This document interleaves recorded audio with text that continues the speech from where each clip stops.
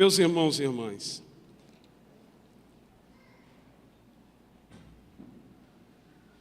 eu quero pedir que você abra sua Bíblia, por favor, em João, capítulo 5, versículos 16 e 17. João, capítulo 5, versículos 16 e 17. Enquanto você abre o texto bíblico, não era, a princípio, uma programação minha estar aqui nessa manhã, mas as coisas acabaram se alinhando para isso.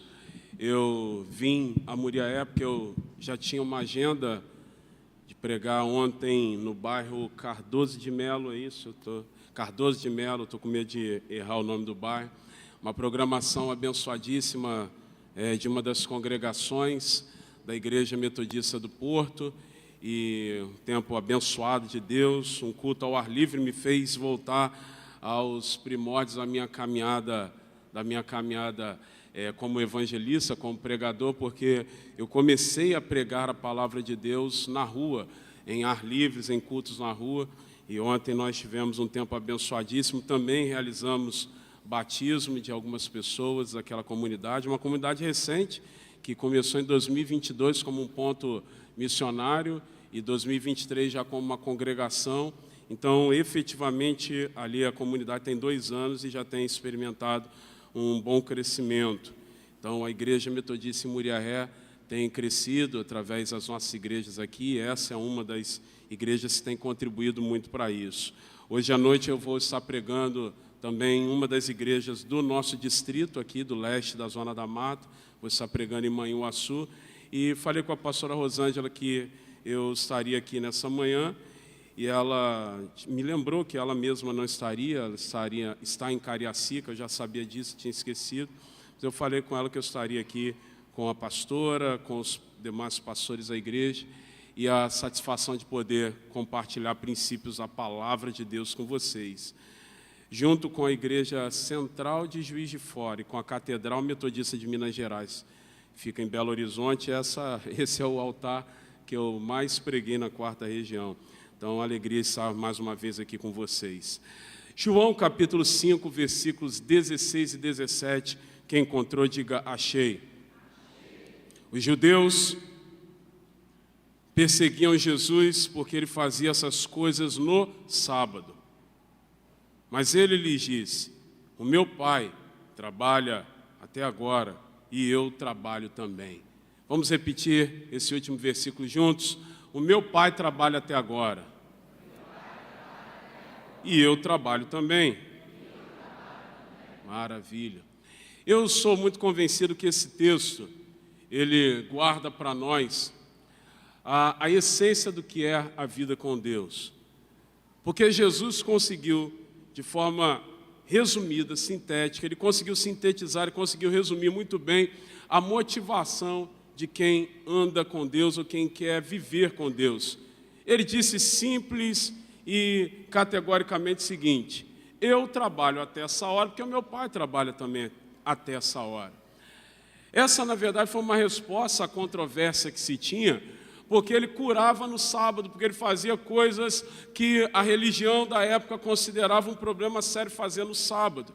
Eu acabei de mencionar aqui, alguns minutos atrás, por ocasião do batismo da Maria e da Júlia, que nós entendemos plenamente a divisão, a separação do que é a antiga aliança e do que é a nova aliança. Existe um livro na Bíblia, existe uma epístola, uma carta na Bíblia inteira falando sobre isso, não desmerecendo a antiga aliança, mas dizendo o seguinte, olha, o que aconteceu na antiga aliança foi próprio daquele tempo, daquele ciclo. Agora Deus inaugurou um novo ciclo, um novo momento através de Jesus, através do Cristo. Isso significa que a antiga aliança foi completada, através de Jesus. E agora ele inaugura um novo tempo. Não é que nós tornamos irrelevante ou sem qualquer valor o que aconteceu no passado. Não é isso. É que o que aconteceu no passado foi para aquele momento, foi para aquela fase, foi para aquele momento. Agora nós estamos vivendo um novo momento. A epístola aos Hebreus, a carta aos Hebreus, fala muito bem sobre isso. Não é dizendo que o que aconteceu no passado não serviu de nada. Pelo contrário, foi o próprio Deus quem estabeleceu a lei para Moisés. Foi o próprio Deus quem mandou o povo guardar o sábado. Mas todos esses preceitos não tinham mais qualquer sentido a partir de Jesus. É isso que tem que ficar simples e claro na nossa cabeça. Dessa forma, aquela transição para os religiosos da época de Jesus não era uma transição fácil. Veja que não é tão fácil assim nos dias atuais. Até hoje, tem gente que confunde as bolas, tem gente que acha que uma coisa é nova aliança, outra coisa é velha aliança, e mistura as coisas em pleno ano de 2025, mais de 2000 anos pós-Cristo. Agora, você imagina a confusão na mente da turma que vivia naquele momento, onde a história estava acontecendo. Hoje, nós vivemos um período pós aquela implementação da nova aliança, mais de 2000 anos. Mas aquela turma estava vivendo um momento onde as coisas estavam acontecendo. Para eles era muito confuso aquele negócio de alguém se levantar sendo o Messias e não valorizar o sábado como eles valorizavam. E por isso eles tinham muitas brigas a respeito desse tema. E Jesus, dentro do princípio provocador de Deus, porque Deus é muito provocador, Ele nos provoca a reflexões muito sérias. Dentro do princípio provocador de Deus, Jesus cismava de fazer alguns dos seus grandes milagres no sábado. Aí a gente fica pensando, poxa, Jesus também, ao invés de facilitar a história, fazer os negócios na sexta, ou deixar para fazer no domingo, Jesus fazia logo no sábado. Mas é claro, porque é um princípio provocador de Deus, de provocar as reflexões, de provocar as mudanças. Mas isso é uma outra história. Mas a verdade é que Jesus, ele mandava o homem da mão mirrada, que não poderia ter entrado na sinagoga, no lugar santo. Jesus manda o homem ficar no meio da sinagoga e curar o homem ali dentro. É isso que eu estou falando. Jesus também não facilitou nada para os caras, né? Já era errado o camarada da mão mirrada entrar dentro da sinagoga, porque defeituosos físicos não podiam entrar no lugar santo. E Jesus ainda expõe o cara, colocando no meio e o curando ali. É claro que tomou pancada. Depois, Jesus curou o cego de nascença, aquele que Jesus cuspiu no chão, fez lodo e mandou passar nos olhos. Jesus poderia ter declarado ao homem o seguinte: meu chapa, você está livre dessa cegueira, pode seguir a vida, você vai começar a enxergar agora. Dentro do princípio provocador divino, Jesus fez o lodo, passou nos olhos do homem e falou: vá lá, no tanque de Siloé, não é na sua casa não, hein? Vá lá no tanque de Siloé e lave seus olhos lá. Pô, o tanque de Siloé ficava no pátio do templo. O homem lavou os olhos. Imagina a felicidade de alguém que nunca tinha enxergado e passou. O homem começou a celebrar, a glorificar a Deus. E quando os religiosos viram aquela festa toda, perguntaram: que história é essa de você estar feliz aqui dentro do templo que você está enxergando? Quem te curou no sábado e quem mandou você vir lavar os seus olhos aqui? A resposta do ex-cego foi óbvia. Ele disse: eu não sei, eu era cego, eu não sei quem me curou, não via. Eu só sei que eu era cego e agora eu vejo. Foi a resposta dele, está aí na Bíblia. Mas foi um problemaço esse negócio. Os próprios discípulos de Jesus foram questionados por isso também, porque Pedro e João foram instrumentos de Deus para curar um homem que estava paralítico na porta do templo. E o homem que vivia pedindo esmola, imagina, o cara fica na escada da igreja pedindo esmola o tempo todo. Num dia ele é curado, ele vai entrar aqui dentro celebrando, pulando. Os religiosos perguntaram: que história é essa de você não estar mais sentado pedindo esmolas na porta do templo? Que negócio é esse que você está feliz aqui pulando? Aí contaram a mesma história: não, fui curado e tal. Prenderam Pedro e João e questionaram: com que autoridade vocês curaram aquele camarada ali? E aí eles falaram: olha, a gente não pode ficar mais quieto diante daquilo que nós temos visto e ouvido da parte de Deus. Para final da história, eu poderia citar outros exemplos, mas acho que vocês já entenderam o que eu quero enfatizar. Jesus, certa vez, foi questionado o seguinte: com que autoridade você cura no sábado? E Jesus respondeu: olha, eu só respondo com que autoridade eu curo no sábado. Se vocês igualmente me responderem primeiro, com que autoridade João Batista batizava no deserto? Aí a turma coçou a cabeça e falou: rapaz, nós não vamos te responder isso. Aí Jesus disse, então também não vou dizer com que autoridade eu curo no sábado, porque era uma charada.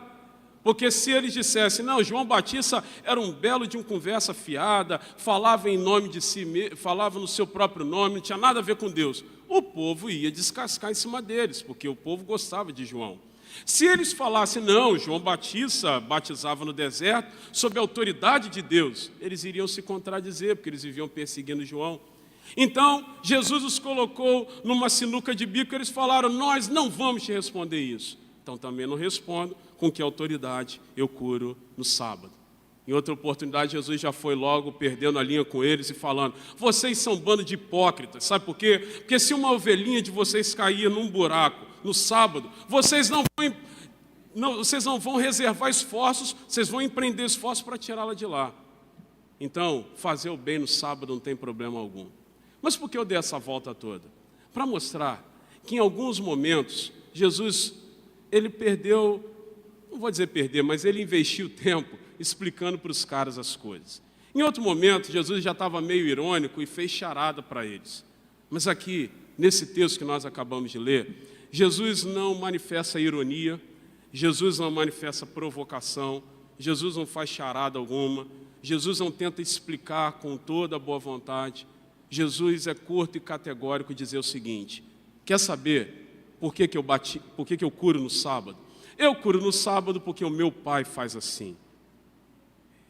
Eu faço essas coisas porque o meu Pai também faz assim. Eu tenho essas motivações porque o meu Pai tem isso como motivação. E eu vim aqui nessa manhã dizer para vocês também de forma categórica, simples e diretamente, que nós precisamos ter a capacidade de bater no peito e fazer o que Jesus fez e declarar, eu sou assim porque o meu Pai é assim, ponto final. Eu faço dessa forma porque o meu Pai faz assim. Eu tenho esse costume porque esse é um costume do meu Pai.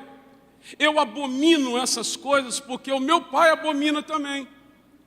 Eu abracei isso como princípio na vida porque eu descobri que esses são os princípios do meu Pai. Eu não tenho nada a ver com esse negócio aí, porque isso não tem nada a ver com o meu Pai. Então, quando Jesus bate no peito e declara, de forma direta para os caras, e fala, eu faço assim porque o Pai faz assim, eu trabalho até essa hora, eu trabalho sábado, domingo, feriado, madrugada, eu curo os enfermos, eu ressuscito mortos, eu multiplico pães e peixes, porque essa é a forma do meu Pai trabalhar. Eu faço assim porque o Pai faz assim. E eu sou muito convencido que essa tem que ser a disposição e a competência de todos os homens e mulheres que andam com Deus. Nós precisamos ter paz na alma, condições de declarar igualmente que nós trabalhamos como o Pai trabalha. Então, dessa forma, o meu ofício como evangelista aqui nessa manhã fica mais facilitado. Porque o que eu devo fazer aqui, o que eu quero fazer, o que eu vou fazer, é mencionar a vocês algumas formas de como que Deus trabalha, para que nós possamos refletir e chegar à conclusão, se nós estamos trabalhando como Deus trabalha ou não. E se você chegar à conclusão de que você não tem trabalhado como Deus trabalha, o meu desafio a você, eu já vou antecipá-lo, é que você corrija essa rota nessa manhã. E se você chegar à conclusão, em algumas coisas que eu vou mencionar aqui, que você já trabalha como o Pai trabalha, minha orientação, minha sugestão a você, minha exortação pastoral a você, é que você igualmente, mantenha essa caminhada e permaneça na rota com Deus. Esse é o meu ofício pastoral nessa manhã. Inclusive, quero abrir aqui parênteses nessa explanação para celebrar a Deus pela vida dos meus colegas, pastores e a pastora aqui reunida hoje, dia 13 de abril, segundo domingo de abril, é o domingo que nós, na Igreja Metodista, celebramos como dia do pastor e da pastora metodista. Então, Deus abençoe a vida de vocês, Deus continue renovando sobre vocês a unção para pastorear o seu rebanho. E essa igreja deve ser sempre grata a Deus pelos pastores e pelas pastoras que tem, por aqueles que já passaram, por aqueles que, porventura, um dia ainda pastorearão esse rebanho, porque são homens e mulheres que Deus tem separado para essa nobre missão. Mas, fechando parênteses aqui, vamos lá. Como é que Deus trabalha? Como é que é o trabalho de Deus?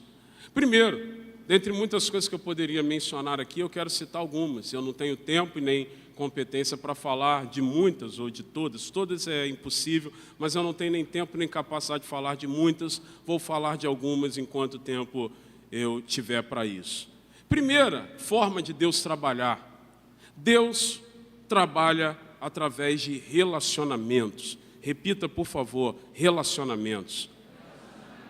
Eu sou convencido que Deus trabalha através de relacionamentos. Essa é a forma de Deus trabalhar. E que nós precisamos ter a competência de bater no peito e declarar igualmente, Jesus fez. Sabe por que eu trabalho assim? Sabe por que eu ajo assim? Sabe por que eu faço dessa maneira? Porque o meu Pai faz dessa maneira. Deus, dentre várias formas de trabalhar, Ele trabalha através de relacionamentos, do princípio do relacionamento. É só olhar na história. É só olhar na história e ver como que Deus trabalha. Ele trabalha sempre por relacionamentos. A grande tragédia do ser humano, especialmente de grupos como esse, de grupos como nós participamos, que são grupos de dentro da igreja, a grande tragédia nossa como cristãos e cristãs é achar, é acreditar, é de alguma forma colocar na nossa mente de que Deus trabalha a partir do chamado para fazermos alguma coisa para Ele. Escute que eu vou te falar, por mais que num primeiro momento isso cause alguma estranheza para você. Deus não chamou ninguém para fazer coisas para Ele. Deus não chama pessoas para fazerem coisas para Ele. Sabe por quê? Porque Ele não precisa ser mais Deus ou menos Deus, sendo alguém, uma pessoa que se apresente para fazer algo para Ele. Ele é um ser eterno. E o ser eterno tem como princípio a autossuficiência. Ele não precisa de nada, nem menos nada, para ser mais Deus ou menos Deus. Ele não é como um militar que tem estrelas no ombro para gerar uma categoria diferente, uma distinção diferente da sua divindade. Antes que tudo existisse, ele já era. E depois que esse século for consumado, ele continuará sendo. Então, um ser eterno não precisa de nada e de ninguém. Ele não precisava de mim. Hoje eu acabei de mencionar, nós estamos celebrando na Igreja Metodista o dia do pastor e da pastora. Pessoas que Deus vocacionou para o ministério da palavra e do cuidado do rebanho. Mas Deus não precisa de pastores. Deus não precisa de bispos, Deus não precisa de obreiros, Deus não precisa de diáconos ou diaconisas, Deus não precisa de pessoas para fazerem nada por Ele. A grande questão é que quem se apaixona por Deus, quem se apaixona pelo relacionamento dEle, quem se apaixona pelo relacionamento com Ele, acaba se apaixonando pela missão dEle, pela obra dEle, e naturalmente se apresenta para fazer coisas para Ele. Mas não porque foram chamadas especificamente para isso, porque o chamado sempre foi para relacionamento com Deus. E quando eu mencionei que essa é uma grande tragédia, quando nós entendemos diferente, porque muitas pessoas, ainda hoje, entendem que foram chamadas para fazerem alguma coisa para Deus. E ao sentirem vocacionadas exclusivamente para fazerem coisas para Deus, antes de se relacionarem com Ele, em algum momento isso vai dar problema. Em algum momento, o que eu me sinto chamado para fazer, sem ser consequência ou vinculado com o andar com Deus, relacionamento com Deus, isso vai ser mais importante para mim. Isso vai acabar se tornando um ídolo para mim. Isso vai acabar se tornando algo que eu vou colocar na prateleira mais alta da minha vida. E eu tenho a tendência com isso de fazer com que a minha espiritualidade, a santidade, seja uma santidade funcional. Eu me preparo porque eu preciso falar para vocês. Eu antecipadamente me preparo para ministrar a vocês e não pelo prazer do altar de Deus. Eu funciono, eu faço as coisas no reino de Deus porque eu gosto desse ambiente, eu me sinto realizado aqui fazendo as coisas. É um altruísmo santificado esse negócio. E não como consequência do altar de Deus.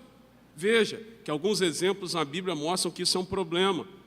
Eu pergunto, quem foi que Deus chamou para fazer algo para ele, antes de chamar essas pessoas para se relacionarem com ele? Veja o caso clássico do rei Saul. Saul não foi escolhido a dedos por homens, ele não foi escolhido jogando um dado para o alto e caiu no seu número. Não colocaram o nome de 50 pessoas num cesto ou numa sacola. Samuel foi lá, meteu a mão e tirou o nome de Saul. Pelo contrário, Saul foi escolhido como rei de Israel pelo próprio Deus. Deus falou para Samuel: você está vendo aquele jovenzinho ali da tribo de Benjamim, aquele ali que está buscando as ovelhinhas da casa do seu pai, ele é o melhor que eu tenho nesse tempo para ser o rei de Israel. Vai lá e consagre. Samuel, cumprindo a vontade de Deus, disse para Saul o seguinte: amigo, eu vou até ali resolver um problema, quando eu voltar, nós vamos sacrificar juntos e Deus vai confirmar o teu reinado. Você conhece o texto, Samuel foi, só que Samuel demorou. Quando Samuel voltou, Saul, antes disso, já tinha olhado para um lado, para o outro e falado: rapaz, esse cara está demorando demais. Então eu vou resolver o problema aqui. Foi lá, tacou fogo no altar, sacrificou, criou lá a sua oferenda. Samuel voltou, Samuel botou a mão na cabeça e falou: rapaz, você está doido. Era melhor você ter obedecido do que sacrificado. Deus hoje iria confirmar o teu reinado. Mas porque você achou que Deus chama pessoas para fazerem coisas para Ele, antes de se relacionarem com Ele, deixa eu falar uma coisa: Deus já está procurando outra pessoa.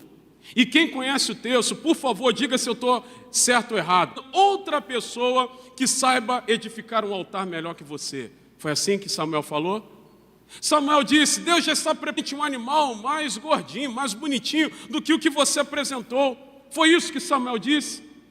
Samuel repreendeu Saul dizendo: Deus já está procurando outro que saiba edificar um altar mais bonito, mais elegante que o seu. Foi isso que Samuel disse? Obviamente que não. Quem conhece o texto sabe que Samuel disse: Deus já está procurando outra pessoa que seja segundo o seu coração. Porque o chamado não é para edificar altares.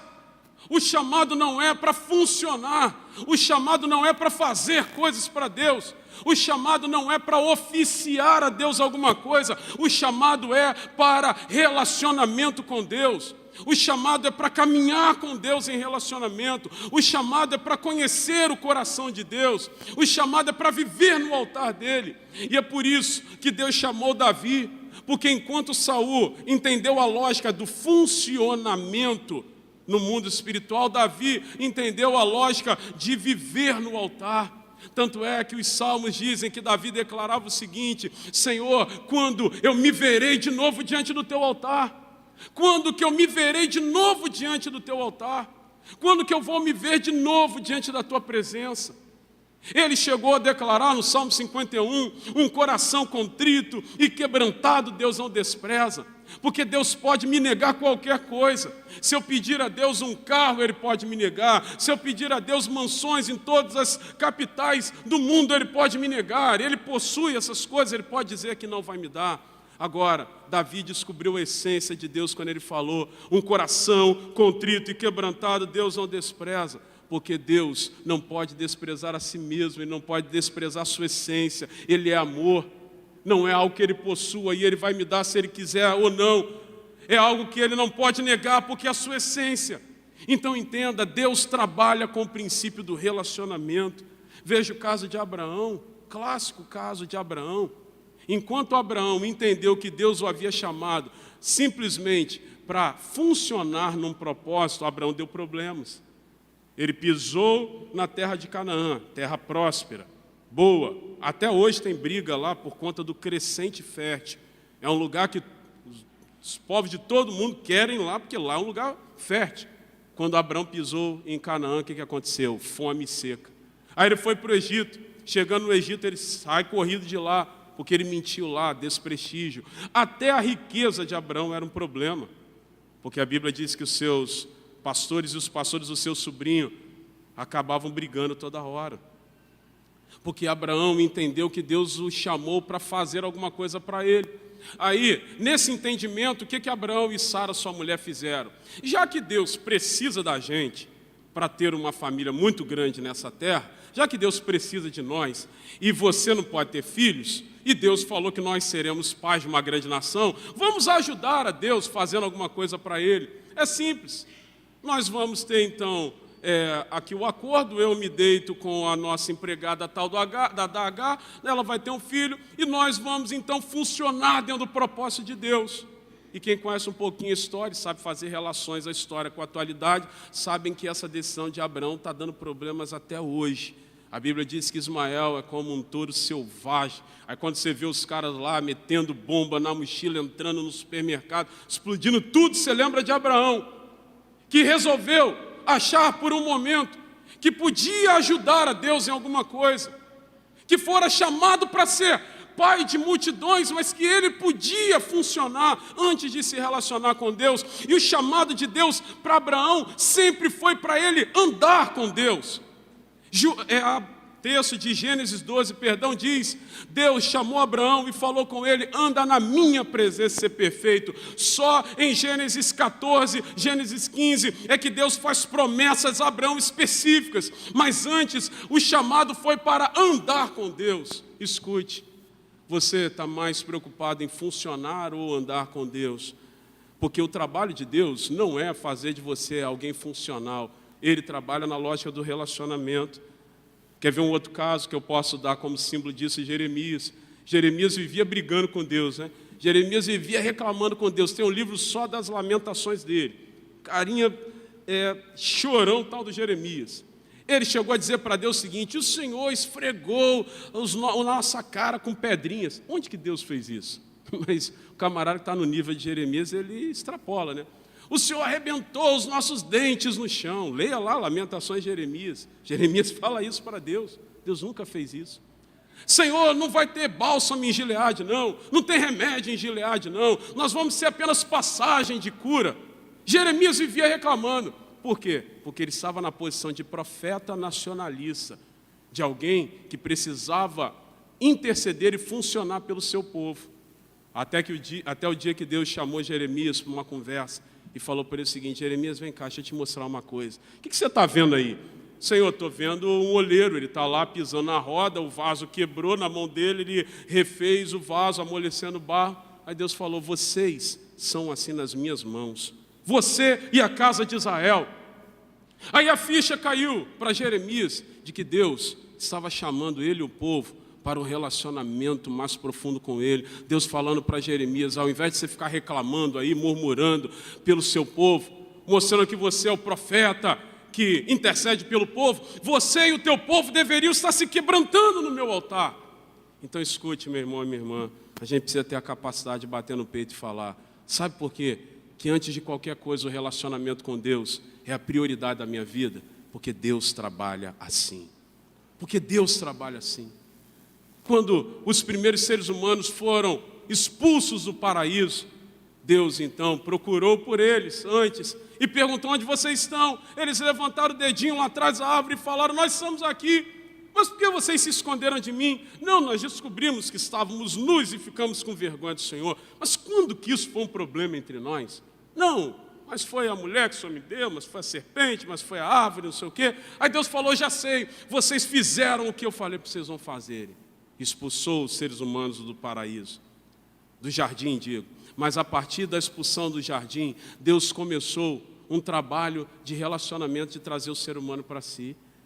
Deus fez isso através de Noé e falou, Noé, quer saber, essa turma não quer nada com nada, então eu vou refazer a história porque eu quero me relacionar com eles. Aí Deus refez tudo através de Noé. Aí com Abraão, como eu citei, Deus falou, Abraão, essa turma não quer nada comigo, eu tenho a seguinte estratégia, eu vou fazer a tua família referência para as outras. Todos os povos do mundo vão olhar para a tua família e vão ver que vale a pena andar comigo. Aí o povo de Israel fracassou nesse propósito. Bispo, o povo de Israel fracassou, leia Hebreus 3. Deus falou, na minha ira eu disse, não entrarão no meu repouso, porque eles me provocaram no deserto. Aí Deus foi e levantou os profetas, para serem aqueles que iriam atrair o povo a uma santidade. Aí sabe o que os reis de Israel fizeram? Construíram uma casa de profetas, para colocarem lá todo o antro da sua corrupção, pagando profetas para dizerem que eles estavam fazendo o que era correto, quando eles estavam em pecado, ou seja, corromper o princípio profético. Aí se levanta homens como Isaías e Jeremias e declaram: dias virão que Deus vai fazer algo novo, Deus vai mandar o seu Messias, um menino nos nasceu, um filho se nos deu, seu nome será maravilhoso, Deus forte, Pai da eternidade, príncipe da paz. Aí Jesus vem, manifesta o seu ministério. Quando passam 3 anos do seu ministério, 33 anos de idade, ele diz aos seus discípulos: eu vou voltar para o meu Pai. Aos discípulos metem a mão na cabeça e falam: Senhor, que história é essa? A gente já estava acostumado a andar contigo aqui. Aí Jesus falou: não, fiquem calmos, não vou deixar vocês órfãos. Eu vou mandar o Espírito Santo Consolador e Ele vai fazer tudo aquilo que eu represento para vocês. Sabe o que significa essa história bíblica que eu acabei de resumir para vocês aqui em poucos minutos? Significa que desde o jardim do Éden até o derramamento do Espírito até hoje, o grande trabalho de Deus é atrair o ser humano a Ele para relacionamento. Essa é a forma de Deus trabalhar. E nós precisamos ter a capacidade de bater no peito e falar: eu trabalho assim, sabe por quê? Porque Deus trabalha assim. Eu sou apegado ao altar de Deus porque Deus me atraiu com cordas de amor. Eu sou apegado ao relacionamento com Deus porque Deus trabalha desejando se relacionar com o ser humano desde então. Eu abomino coisas que Deus abomina porque eu, ao me relacionar com esse Deus, eu descobri coisas que Ele abomina. Então, fazer coisas para Deus vai se tornar consequência de quem descobriu o coração de Deus. E quem descobre o coração de Deus e descobre o que Ele tem como missão, aí sim faz, funciona, trabalha para Ele na sua obra de forma aceitável. Mas pessoas que trabalham para Ele sem conhecê-lo, vai acontecer o que Ele disse lá na parábola das 10 virgens. Vai bater na porta, na janela: deixa eu entrar, nós fizemos um monte de coisa em teu nome. E a voz vai dizer o seguinte lá de dentro da casa: eu não vou abrir, sabe por quê? Porque eu não conheço vocês. Não, mas eu expulsei demônios, eu preguei, eu fiz e aconteci. Você já viu alguém expulsar demônios sem o mínimo de entendimento do mundo espiritual? Você já viu alguém pregar a palavra de Deus sem o mínimo de entendimento do que representa isso? Mas é possível fazer todas essas coisas sem conhecer o coração de Deus. E Jesus disse: eu trabalho assim, porque o Pai trabalha assim. Então, em nome de Jesus, comece a trabalhar mais incisivamente pelo seu relacionamento com Deus. Trabalhe mais incisivamente, mais intensamente para viver no altar de Deus. Uma outra forma de Deus trabalhar é trabalhar através de ciclos. Repita: ciclos. Deus trabalha através de ciclos, e isso é uma coisa muito óbvia para mim. Além de trabalhar com relacionamentos, eu trabalho com ciclos. Sabe por que ciclos, etapas, épocas? Porque os pensamentos de Deus são muito acima dos nossos. Porque os caminhos de Deus são muito mais abrangentes do que os nossos. Porque a Bíblia diz que há caminhos que para mim e para vocês parecem ser bons, mas os seus finais não são os melhores. Porque as coisas de Deus aparentemente são loucura para o homem natural. Então eu poderia investir muitos outros minutos aqui mencionando para você versículos, realidades bíblicas que comprovam que Deus faz coisas muito maiores do que nós podemos absorver. Você lembra de um texto muito famoso em que Jesus está lavando os pés dos discípulos, de repente do nada Pedro chega e vê aquela cena que para ele foi bizarra e ele disse: os meus pés o Senhor não vai lavar. Isso aí não, aí o Senhor já foi longe demais. Aí Jesus falou: rapaz, lembra que eu falei lá no início da provocação? Jesus falou: rapaz, é contigo mesmo, só que se eu não lavar os teus pés, você não tem parte comigo. Aí Pedro, que era 880, né? Você conhece gente assim? Ou é 880? Pedro virou e falou assim: não, então calma aí, se é assim, então não lava só os pés não, lava logo o corpo todo. Aí Jesus falou: rapaz, não precisa disso, é só um símbolo, os pés já são satisfatórios. Mas Pedro, entenda uma coisa, o que eu faço agora, você não compreende plenamente agora. Você só vai entender plenamente essas coisas depois. Pergunta, responda para si mesmo com muita sinceridade. Você consegue entender, num primeiro momento, tudo que Deus faz? Se você consegue compreender tudo que Deus faz, num primeiro momento, levante suas mãos, eu vou te chamar de mentiroso ou mentirosa, por favor. Porque seria uma mentira, né? Seria uma baita de uma conversa fiada nossa dizer que nós entendemos tudo que Deus faz no primeiro momento. Isso não é verdade. O próprio Jesus concordou com isso. Aí a pergunta que vem é a seguinte: se Deus trabalha assim, se Deus tem coisas tão abrangentes, como é que eu vou me relacionar de forma saudável com Deus assim? Eu tive uma data de nascimento, se Ele não voltar antes, eu vou ter uma data de morte. Ele é eterno. Eu consigo ver vocês que estão aqui na minha frente e Ele está vendo quem está dormindo lá no Japão essa hora. Eu não sei o que está acontecendo do outro lado da rua aqui. E Ele consegue saber o que está acontecendo em todos os lugares. Eu não consigo entender nem todos os meus sentimentos. E Deus sabe o que todo mundo aqui agora está sentindo. Como é que eu vou me relacionar de forma saudável com Deus desse? Você já se perguntou sobre isso? Tem gente que já se perguntou isso e já chegou à conclusão de que é doideira, é loucura andar com Deus e chutou o balde e foi embora mesmo. Chegou à conclusão de que não vale a pena andar com Deus, é esquizofrênico demais, nós temos uma cabeça tão pequena e Deus pleno, então Deus é um ser inalcançável, inatingível, não dá para andar com Ele. Tem gente que já chegou a essa conclusão. Só que Deus, sabedor disso, Ele resolveu usar a estratégia de trabalhar com ciclos, com etapas, com fases. Se Ele colocar tudo o que Ele tem para fazer no meu colo, eu não dou conta. Não é que eu não consiga ter tempo para isso, eu não dou conta de entender. Não consigo entender como que Ele mistura algumas coisas que para mim não são misturáveis. Como que Ele consegue pensar em coisas que eu nunca pensei. Como é que pode um negócio desse? Então, Ele entendeu o seguinte: se vocês não dão conta de tudo, eu vou colocar no colo de vocês parte, ciclos, etapas. Eu vou colocar pedaços. E se vocês conseguirem ter o discernimento dos ciclos que vocês estão vivendo, da fase que eu estou apresentando para vocês, a vida de vocês vai ser boa. A vida de vocês vai ser saudável. Vão ser saudáveis as vossas existências dessa forma. A sua vida vai ser boa, se você conseguir entender qual é o ciclo que você está vivendo nesse tempo. E por que a gente tem que trabalhar assim? Porque o Pai trabalha assim. Agora, tem gente que não tem qualquer afeição ao altar de Deus para entender qual é o ciclo desse tempo. Vai vivendo cada dia de forma irresponsável, sem entender qual é a fase, qual é o ciclo, qual é a etapa que Deus está propondo. Eu pergunto, qual é a fase, o ciclo que Deus está propondo para essa igreja nesse tempo? Qual é a fase, qual é o ciclo que Deus está propondo para a sua vida nesse tempo? Qual é o ciclo que Deus está propondo para a sua família nessa época? O que Deus está querendo fazer com o ministério que Ele colocou em suas mãos como resultado de relacionamento com Ele nesse tempo? Escute, não interpretar adequadamente o ciclo de Deus para esse tempo é perder tempo e é desperdiçar potencial de Deus.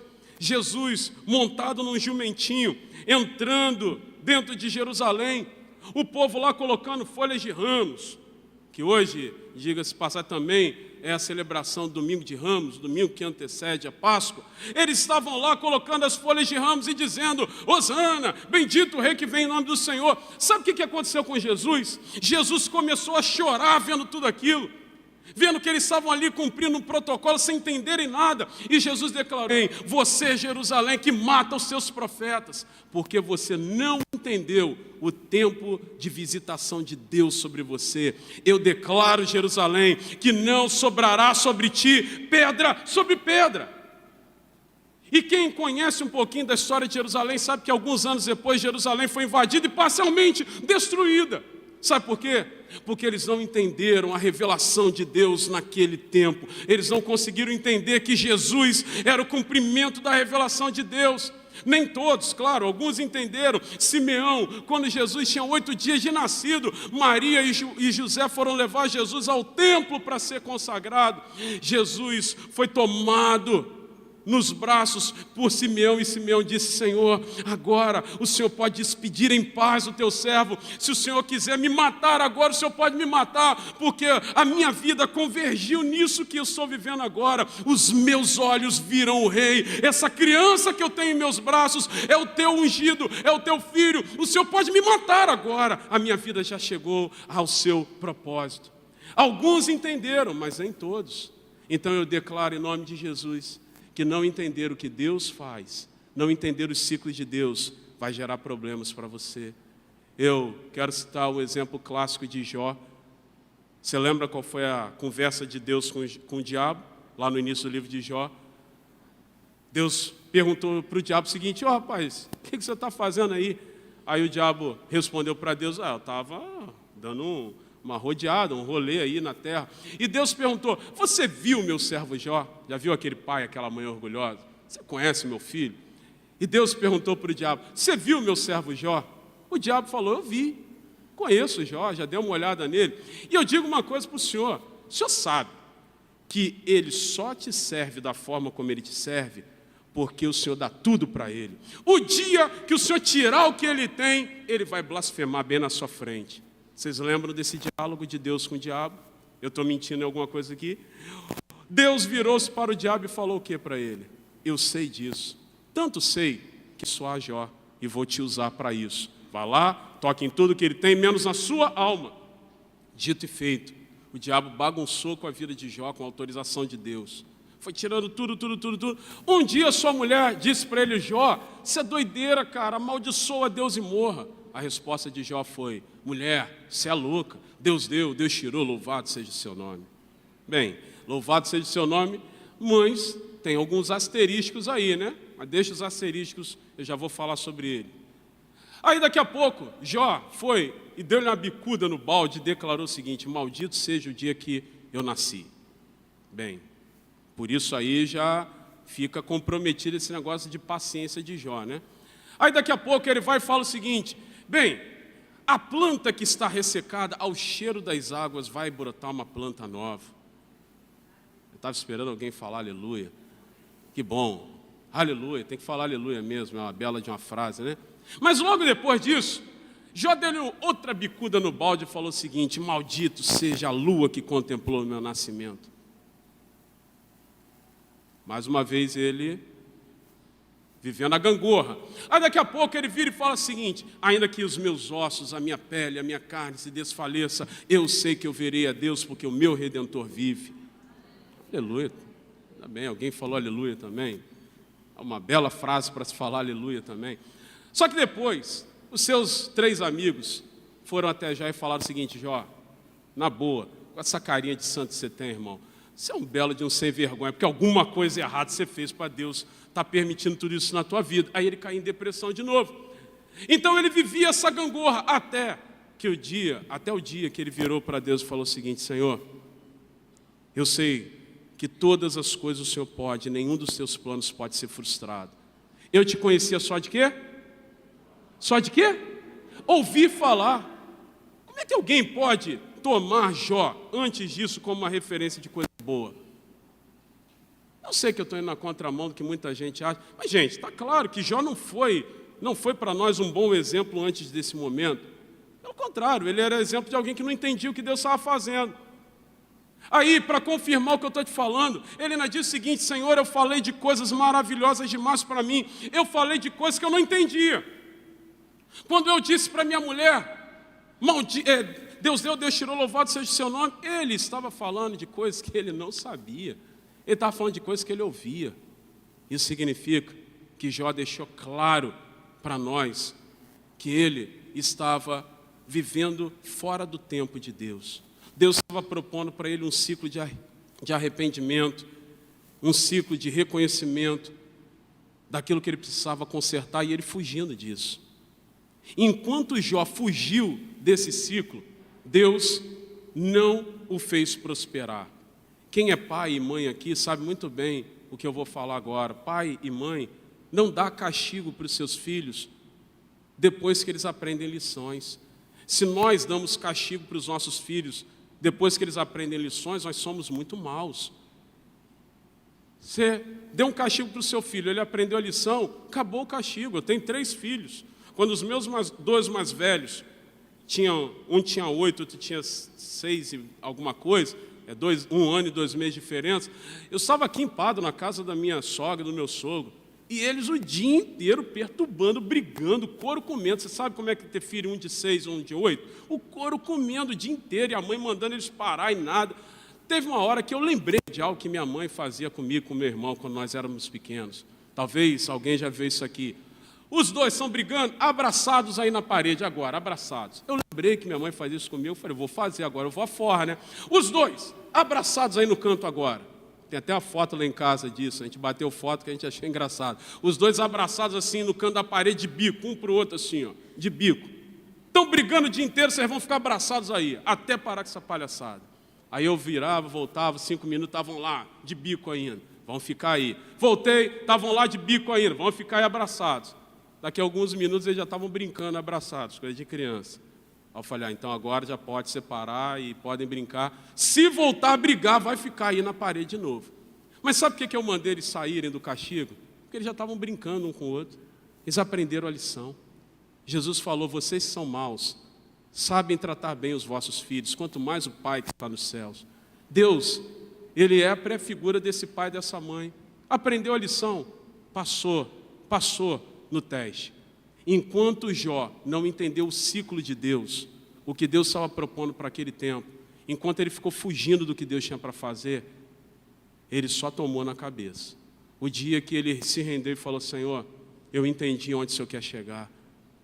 Eu te conhecia só de ouvir falar, agora os meus olhos te veem. Eu sei que tudo tu podes, nenhum dos teus planos pode ser frustrado. O que aconteceu imediatamente depois? A Bíblia diz que Deus restituiu tudo que Jó havia perdido e lhe deu em dobro. Escute isso. Quando nós trabalhamos com Deus, nós trabalhamos pelo princípio do ciclo. E eu quero encerrar falando de forma bem rápida, isso é bem rápido, mas em último lugar eu quero te falar uma última coisa nessa manhã, da forma como Deus trabalha. Além de Deus trabalhar com relacionamentos, além de Deus trabalhar com ciclos, ou seja, você e eu precisamos entender o que Deus tem para esse tempo, porque Ele trabalha assim. Ele resolveu fazer isso como estratégia. Se Ele colocasse tudo, a gente não entenderia. Por fim, Deus trabalha no nível do sobrenatural. Repita, sobrenatural. Deus trabalha com o princípio do sobrenatural, com o princípio do transcendente, com aquilo que a gente não consegue alcançar no nível humano. Deus trabalha assim, e a gente precisa, como igreja, ter a capacidade de resgatar esse princípio e bater no peito e falar, sabe por que nós trabalhamos no nível do transcendente? Sabe por que coisas sobrenaturais acontecem nesse lugar e no nosso meio? Porque o nosso Pai, o meu Pai, trabalha assim. E como eu estou dando um exemplo bíblico para tudo, eu encerro também dando um exemplo bíblico, que é o exemplo de Maria. Você lembra, Maria estava lá cuidando da sua vida, o anjo apareceu e falou para ela, Maria, mulher muito agraciada, você é fera demais, Maria, e você foi escolhida por Deus para ser a mãe do seu filho. Obviamente, como qualquer moça, Maria ficou muito feliz com aquilo. E conversa vai, conversa vem, o anjo disse até o nome da criança. Seu nome será Jesus, ele será o Emanuel, Deus conosco, ele vai receber de Deus autoridade para fazer isso. Quando o anjo já estava quase indo embora, Maria levantou o dedinho e fez uma pergunta óbvia. Maria perguntou para o anjo, calma aí, tudo isso está muito bem, mas deixa eu te falar uma coisa. Como é que eu vou ser mãe se eu nunca tive relacionamento sexual com homem algum? O anjo não disse para Maria, Maria, fica tranquila que enquanto você estiver dormindo, virá uma cegonha do céu e vai colocar um nenenzinho aí do teu lado. Maria, fica tranquila porque eu já estou te antecipando, porque lá no ano de 2025 vai ter um negócio de inseminação artificial aí, e você vai ter esse processo cirúrgico enquanto você estiver dormindo. O anjo não disse nada disso para Maria. O anjo disse para Maria o seguinte, Maria, tem coisas que é o limite humano. Daqui vocês não passam. Quando chega no limite que daqui vocês não passam, sabe como é que Deus trabalha? Deus trabalha com o transcendente. Então, Maria, descerá sobre ti o Espírito Santo e o poder do Altíssimo te envolverá com as suas asas. Então, Maria, entenda o seguinte: a forma de Deus trabalhar, quando chega no limite de vocês humanos, que Deus derrama o seu Espírito sobre vocês, e o poder do Altíssimo envolve vocês.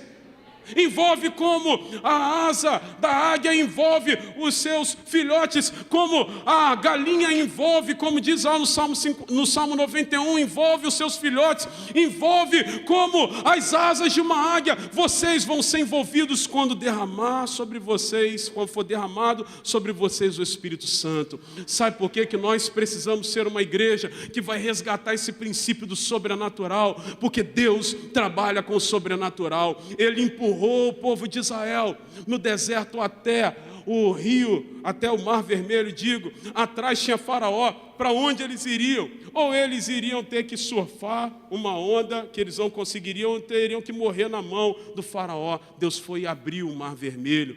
Deus empurrou o povo de Israel durante 40 anos no deserto a situações críticas, para que eles aprendessem o seguinte: chegou nesse momento, creiam que Deus vai mandar comida do céu, maná. E quem guardar essa comida, no dia seguinte vai estragar. Sabe por quê? Porque Deus nos empurra para situações onde a gente vai ter que chegar à conclusão de que nós vamos ter que trabalhar com Ele em fé, porque Ele trabalha no sobrenatural. E nós precisamos ser uma igreja que vai resgatar esse princípio, porque essa é a forma de Deus trabalhar. Deus sempre trabalhou com o transcendente em limites humanos. Deus sempre trabalhou com o sobrenatural quando Ele nos empurra a ambientes que nós não chegamos.